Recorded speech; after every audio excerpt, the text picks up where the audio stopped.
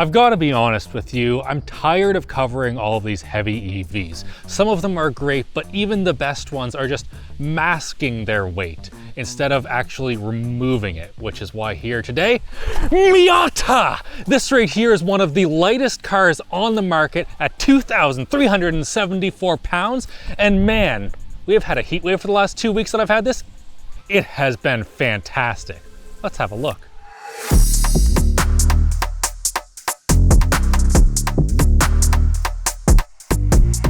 What we have right here is the 2024 model, otherwise known as the ND3. So that's the third facelift of the fourth generation, and it is fantastic. You can tell that it's the ND3 because we have a little radar sensor right here that gets us our adaptive cruise, and the headlights are more newer looking and mostly just the same. Popping the hood, we have the real MVP of the show, meaning the minimum viable power. This right here is a 2-liter 4-cylinder engine with a compression ratio of 13:1, which is pretty darn high, but for Mazda these days, this is Skyactiv G, and their Skyactiv X has much higher compression ratios and more power, and it's kind of just better. But this thing is still pretty darn good. In here we also have the optional strut brace that comes with the sport package or the higher trims. You can also see just how far back the engine is from the line of the wheels, which really helps with handling, and this thing, she do handle.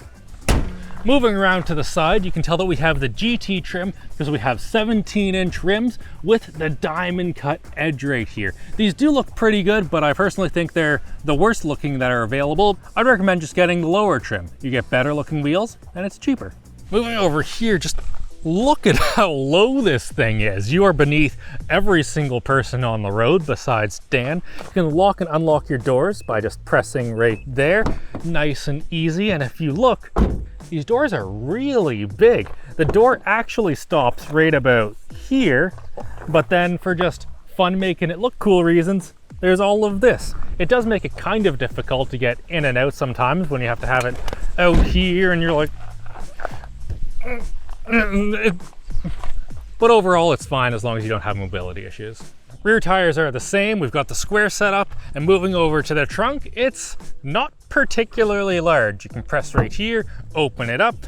There's a decent amount of space, but the problem's going to be just fitting stuff in. As long as you can get in this hole, it's going to be good. There's a fair bit of space, but the hole can be a problem. In here we also have a tire repair kit, a little light, and if you happen to be wondering, the soft top does not interfere with your trunk space at all. You can put that up and down and it will not affect whatever you have in the trunk. Back here we also have 2 antennas. This one's for your cell phone and GPS. This one is for FM radio. Normally you don't see 2 antennas on cars anymore because this FM radio one will be integrated into your back glass, but as you can see, there is no glass back here. And also they have a backup camera, which has been here since 2019 and is still just as ugly. Back here we also have the dinkiest little dual exhaust, say it's for weight savings. And we also have updated LED lights for the back, which they look pretty cool, I guess.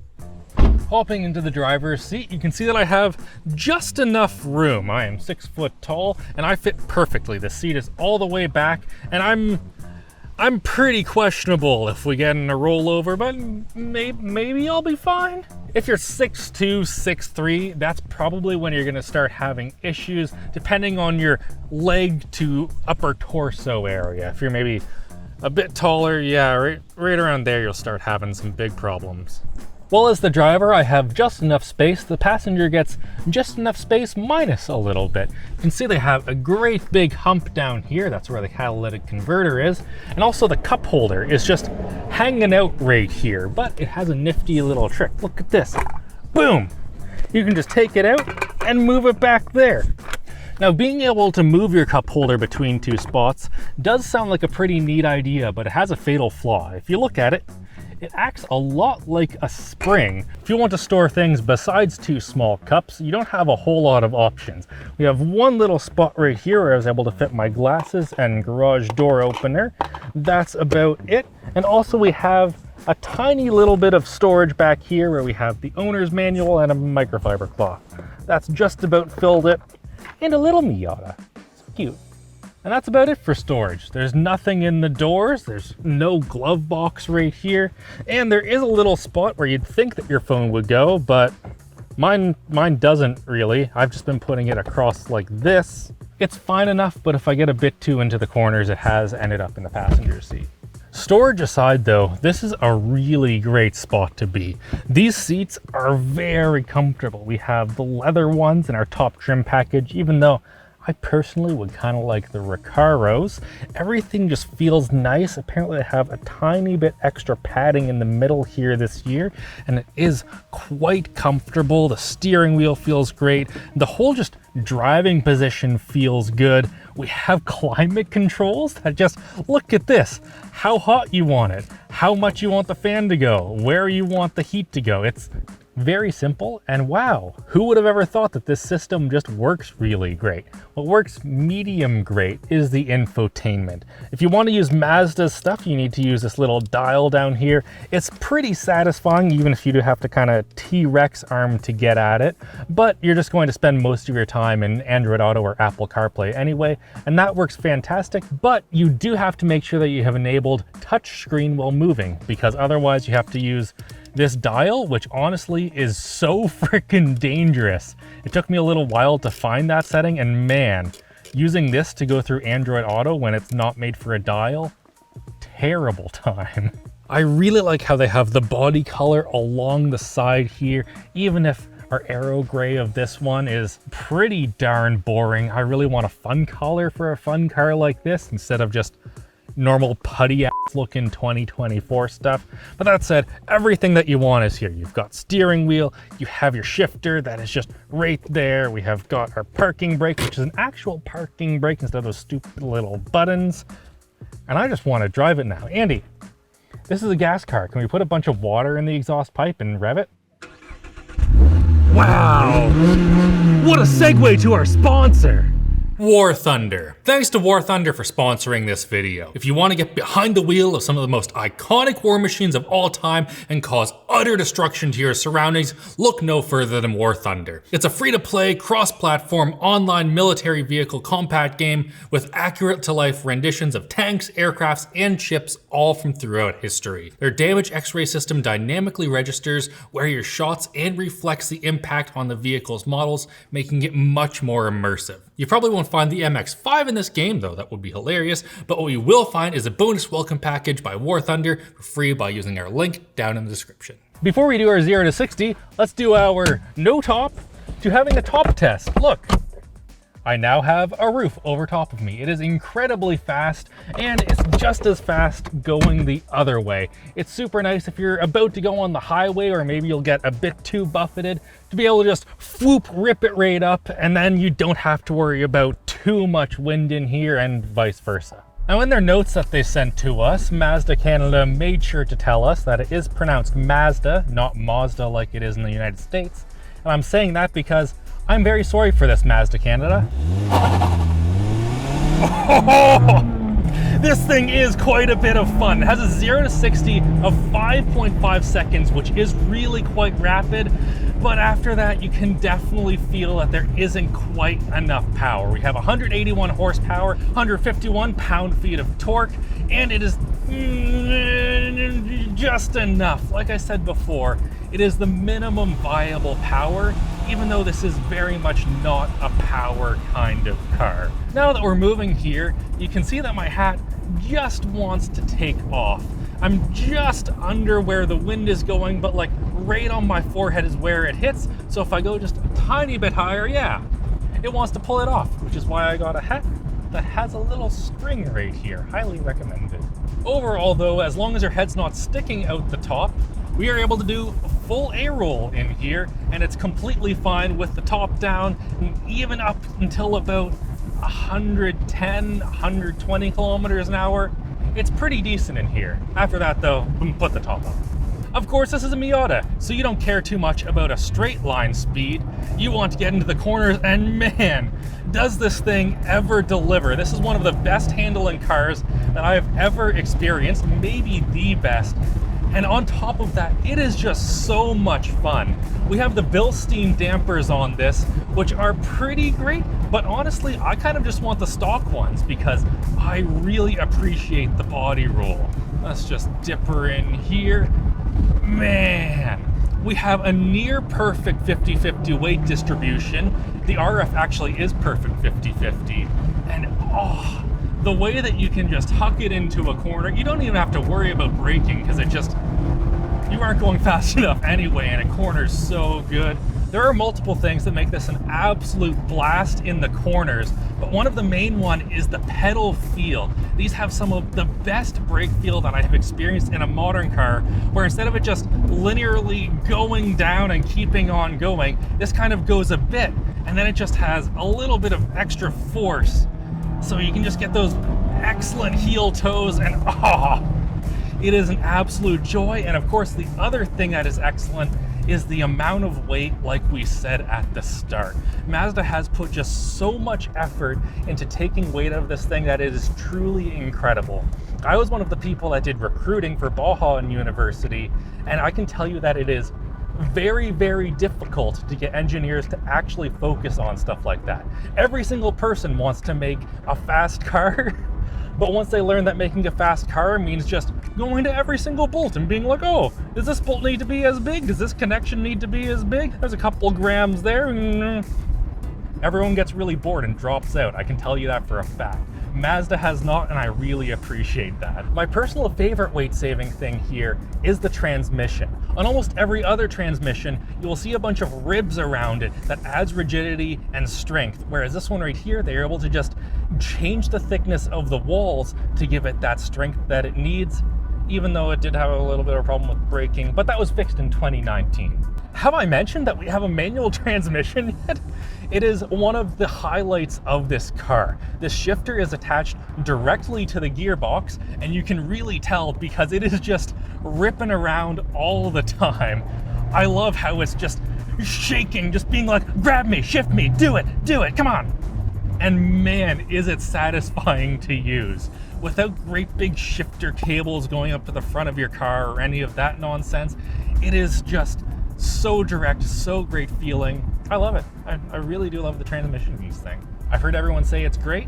They are correct.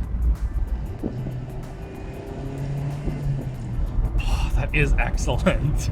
I did complain a little bit about the engine earlier, but that said, it does do all of its jobs really, really well. So many modern engines will ruin a good transmission with an annoying thing called rev hang. That is when you put in the clutch, but your revs stay up for a little bit of time for emissions reasons. This right here though, you put in the clutch, immediately starts dropping. It probably helps if there's no turbo on this. It is enough power. And the aftermarket will take care of you if you want more. I am the kind of person that would buy just a slightly older one. I would keep on going older until it was cheap enough that I could afford this car and a turbo kit for it, and I would have an absolute blast doing all of that. But I don't think that Mazda should be the ones to do it.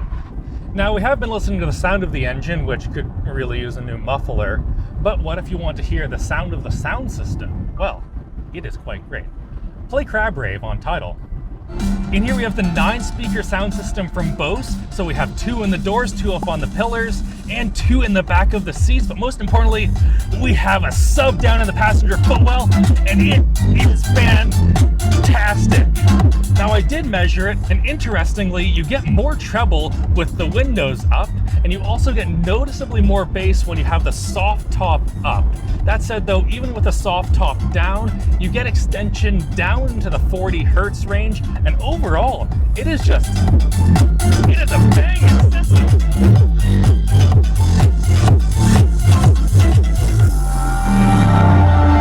That's good. Exceeds expectations for sure. You can be ripping down the highway and it does get loud enough.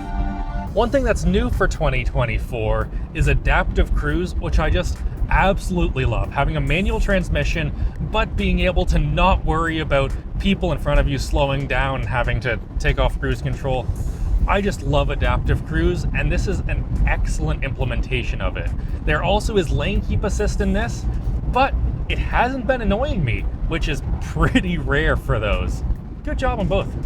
Now, there are some times where this is not so perfect. I have wanted to take more than one friend to a place, or a girlfriend and a dog, and was not able to.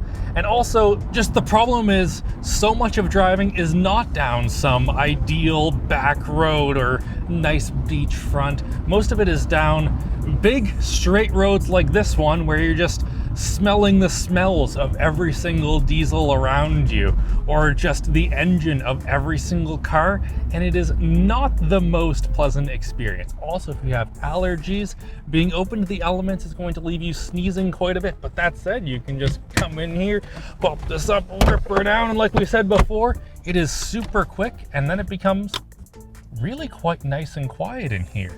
You hear that beep? Barely. Those roads aside though, man, this has been enjoyable to have for the last couple of weeks. Haven't seen any rain though.